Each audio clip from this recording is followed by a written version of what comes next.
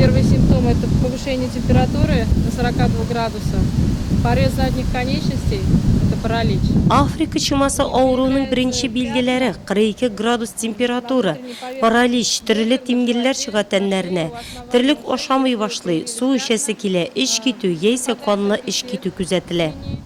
Шундай чараларның берсе Андреевка ауылында үтті. Районның ветеринария хезмәте һәм инспекциясы белгечләре җыенда Африка чумасы һәм дуңгызларны ашатуда тиешле кагыйдәләрне үтәү турында сөйләделәр. Азык запасы торган биналар дезинфекцияләнгән булырга тиеш.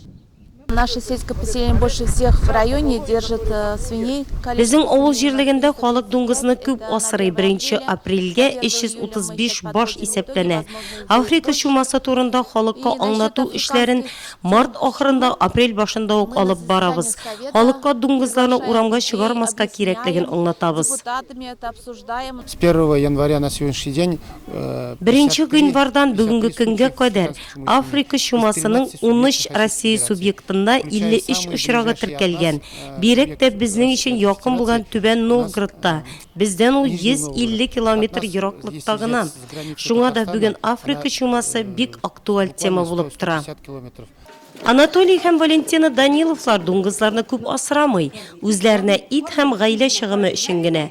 Африка чумасы турында ишеткәннәре бар, шуңа да малларны урамга чыгарып йөртмиләр. Дома держим, не выпускаем, у нас всегда вот в принципе. Дуңгызларны өйдә тотабыз, урамга чыгармыйбыз, ашатабыз. Бигрәк тә яшел үләнне яратып ашыялар. Поим. Мал туарыңны үз каргалты кураңда тотасың икән, димәк куркыныч янамый дигән сүз. Әмма авылда дуңгызларын урамга чыгарып йөртүчеләр дә бар. Бу очракта хуҗаларга штрафлар бирү каралган. Некоторые жители выпускают частные подворья на улице, что Кайбер шәхси секторларның хуҗалары дуңгызларын урамга чыгарып йөртә. Бу бик тыела. Беркем дә дуңгызларны асрауны тыймый. Асрасыннар, әмма абзарларда ашатуга килгәндә дуңгызларга термик яктан эшкәртеп, ягъни азыкны парландырып бирергә кирәк. Не надо выпускать на улицу.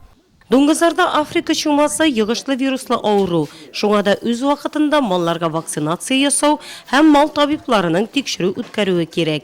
Африка чумасы килеп җитмәсә дә, тиешле профилактик чараларны белеп тору комаушауламый.